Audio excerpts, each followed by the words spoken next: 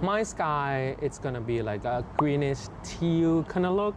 So it's gonna complement each other. And what makes your picture? Muscles?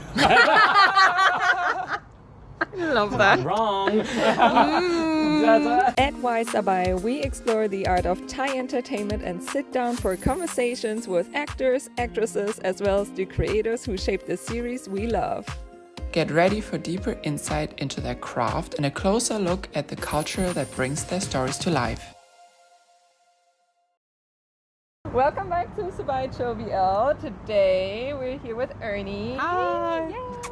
You might know him from one of our previous interviews where we talked to him about Knockout, the series. And today we want to catch up with you because it has been a while and lots has changed. So we want to know, Earnie, how are you doing? I'm doing really strangely interval busy, I think. Because as some of you might know that I'm transitioning to my new job, and I quit WeTV I think like a month ago, and I started a new job in this December. So it's really a new experience for me as well, and it's gonna be a new journey, and I'm learning new things and also doing a lot of things in this meantime as well. So time to time busy, but happy, yeah. Yeah, very good. Well, today we're meeting in person in Bangkok. Last time it was online, and you brought us to this very cute cafe. We were wondering, what is your go-to drink if you're looking for comfort or maybe creativity? Like my savior of the day is always going to be coffee, as you know, for people working in the entertainment industry. So Coffee is life. so coffee, so Americano, like Americano with no sugar. If you have to order here in Thailand, this is going to be a strange thing that You have to order without sugar. But it's a really Thai thing that you put sugar in every drinks. So sometimes, if you're visiting here in Thailand, make sure that when you order Americanos, It's gonna be sweet. you add with no sugar, khap, no sugar, no sweet. But for my creativities, I think like I love something sweet, so Because you're Thai. yeah, because I'm Thai. So anything caramel edge, it's good for me. Good choice. Nice. And you will need your creativity for your new job. Yeah. So please let us know what is your new project, what is the thing that you are working on now that you switched from WeTV. I cannot tell you much that where I'm at right now because I want a grand opening. No, it's just like no, it's like I cannot tell you much because it's really new for me as well. And I'm doing short form drama, like the vertical ones that you would see. It's a really, really new media. Like I know it exists for many years, but it just started to boom. I think these couple years. I believe it originates from China media, and it just kind of burst and went around the globe. I think I see the opportunity in it. People would have a stigma for sure for this kind of new media, that whether it's gonna be good or bad, because like oftentimes they see it as like, oh, the screenplay is not really good, the quality is not so good. But I think like it's actually happening for every kind of new media. Like when you look into that, like if you look into the BLs like 10 years ago, like it's not this cinematic as is today, and the screenplay is not this diverse, and not major like studios and agency pay attention to like this. But skip through time for 10 years in BL in Thailand, you would see everything. Hollywood production, higher standards, and more budget and more talented people working in. And I see that potential in this like short form dramas as well. Like I think like if this industry getting bigger and bigger, it will draw many experts, can make it more and more quality and more fun and more diverse. So I saw that and I loved exploring something new, it's a new experience, and and I think it's gonna be a great kind of new journey for me next year. Sounds exciting. Is it also gonna be BL themed? or is it more general? Cannot tell you.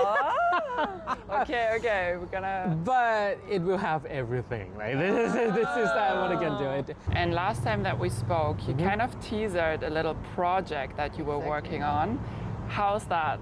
I've been working on my personal project, like a passion project. You know, every creative person has to do that at some point, right? Because like when you work in the industry, truth is like, okay, sure, you're living the dream. You are in the entertainment industry and you work, but somehow you have to work in a structured kind of working structure. You have investor, you have clients, you have things you have to follow through. Even though I'm the producer for even though like WeTV or something else, like, you know, you have to follow the path of things as like, you know, where the money coming from, what it should be at the end.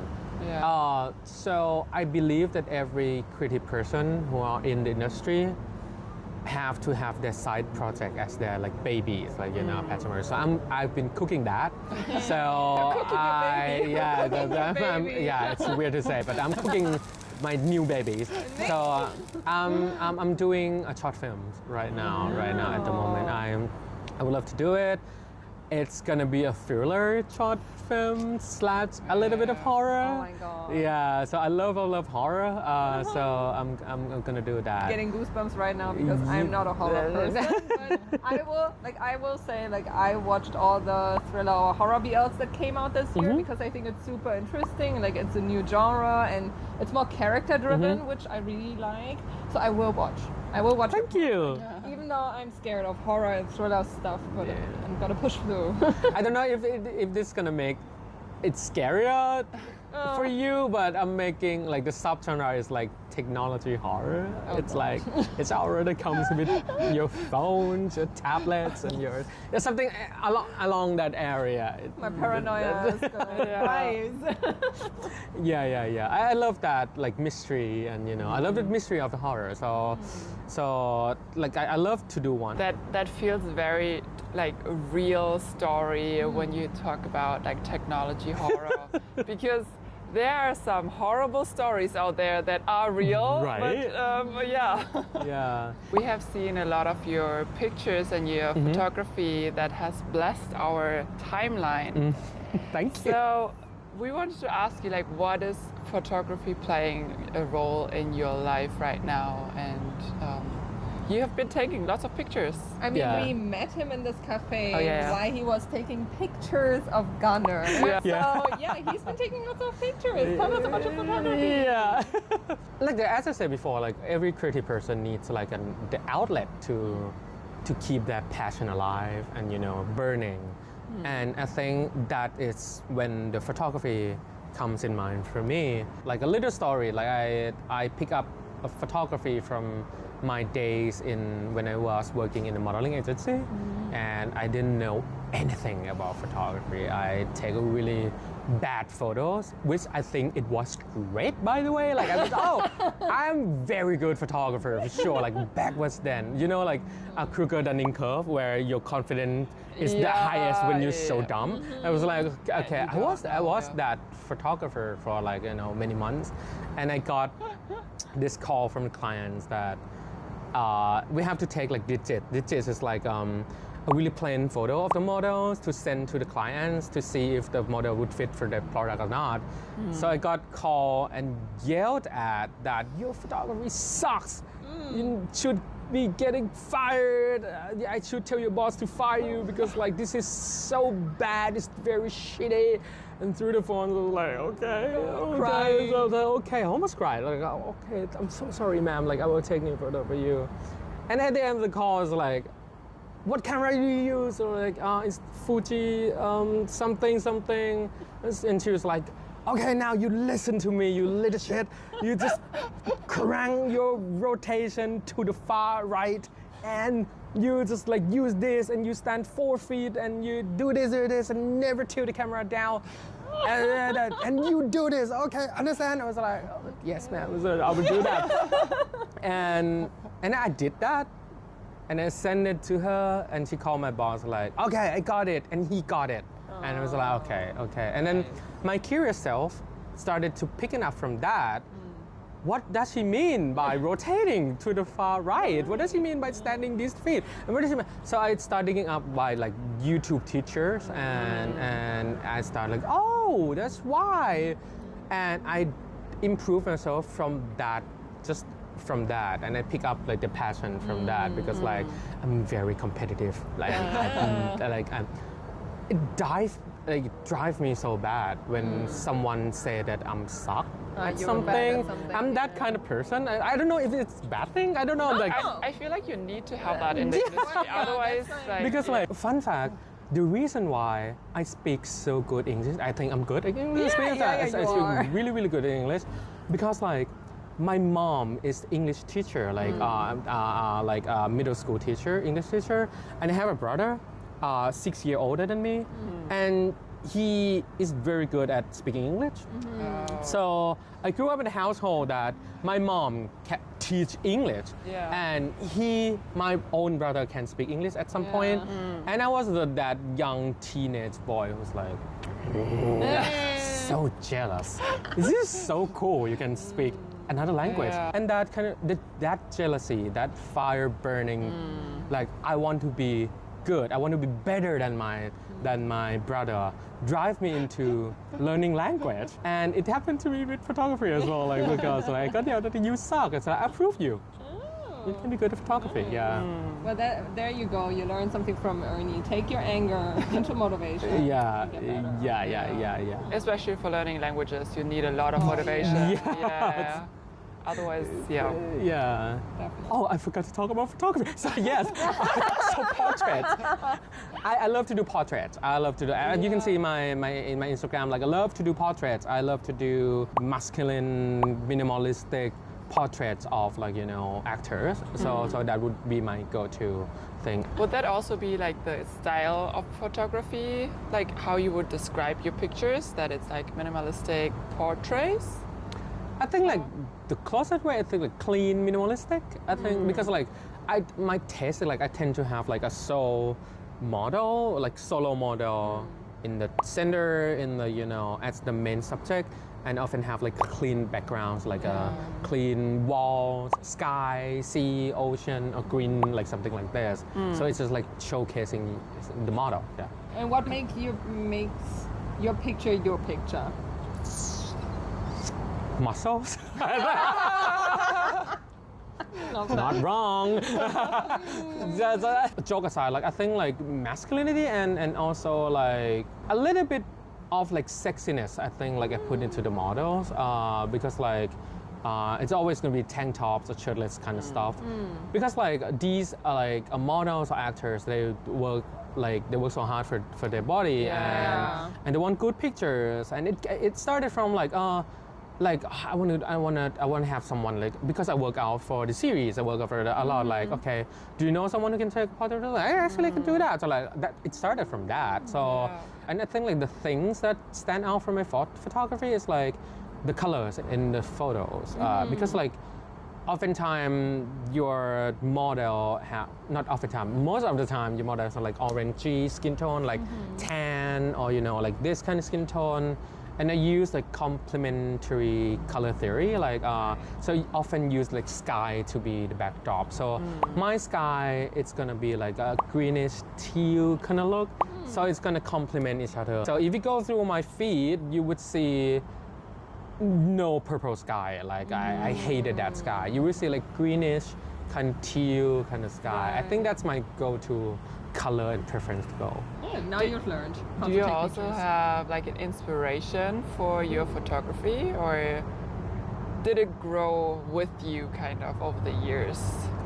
Yes, I'm doing series, I'm doing long form, and that's always about like storytelling. It's always about like what can we do in a motion picture to tell story, right? Yeah. So this is a particular area of photography. It's called narrative photography.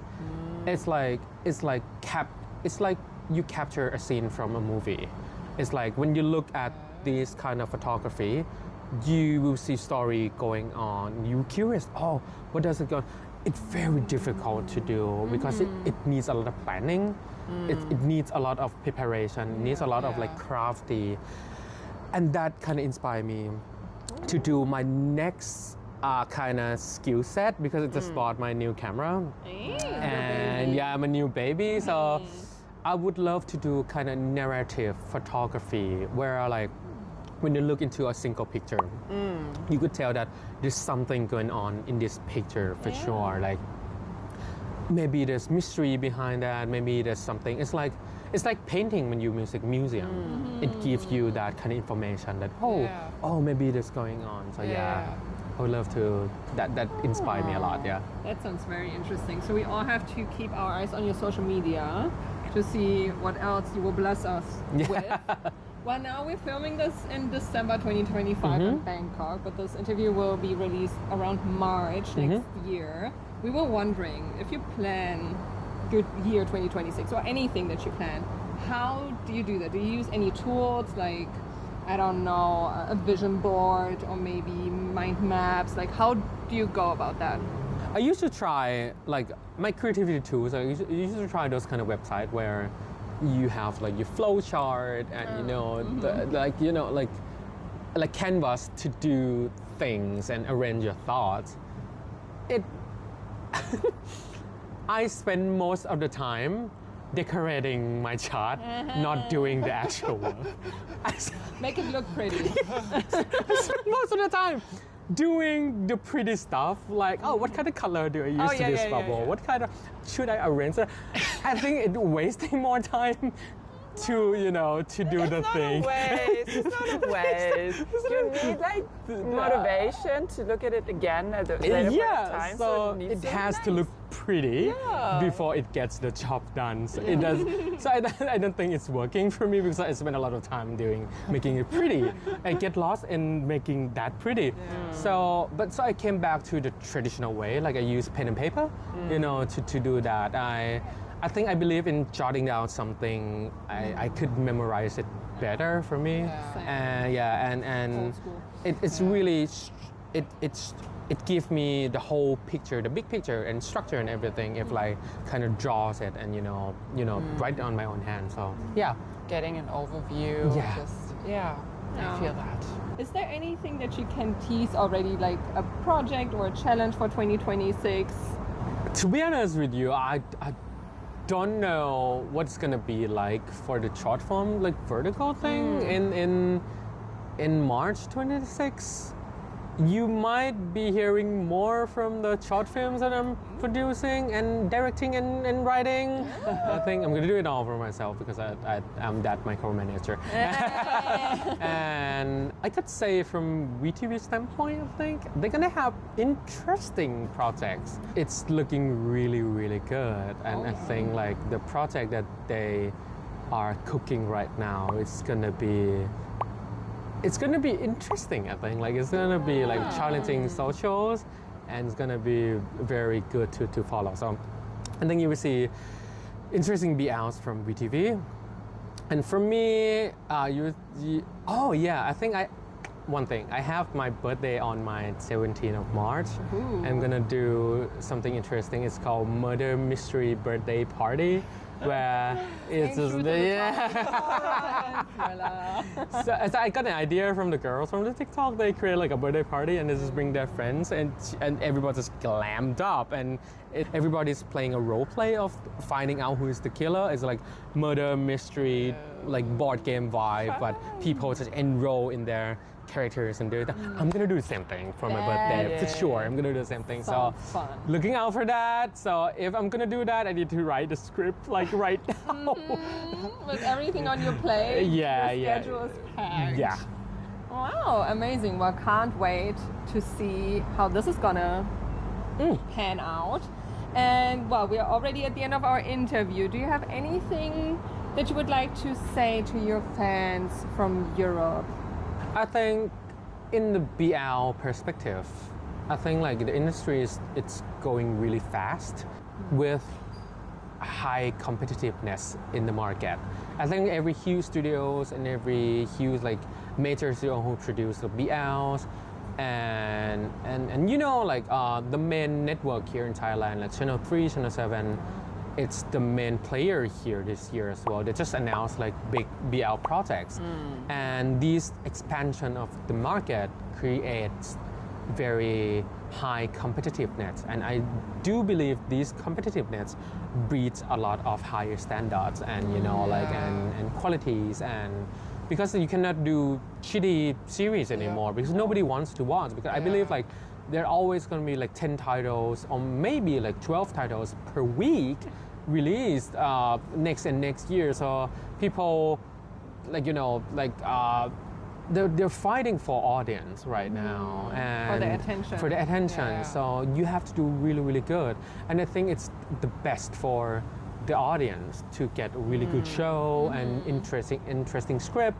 And I think like for the European markets, you will get more and more interesting series from the Hollywood side as well. Like I think Red, White, Royal Blues got season 2, Heated Rivalry, Boots on Netflix, and many, many more. I think from the success case, I think like the Hollywood like people starting to like maybe this is a good way to like making money. So if they get that idea, they will get more time, more people, more people to look at it, and that's going to expand more and more into this media. And I think it's better for the LGBTQ community, it's better for the audience, it's better for people who are watching all around the world, because we get to see more and more content coming out next year. So yeah, and look out for the short form vertical as well. Exactly. I'm really excited for 2026. Yes. What it looks like, especially for your projects. Can't wait. you. We will definitely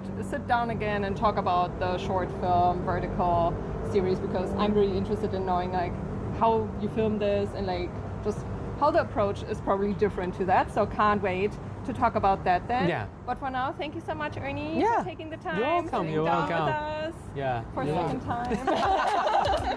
And yeah, we talk to you soon. Yeah, talk to you soon. Bye. Thank you. สวัสดีครับ Thoughts and feelings? Leave them down below. Like, share, and subscribe for even more fun in the future.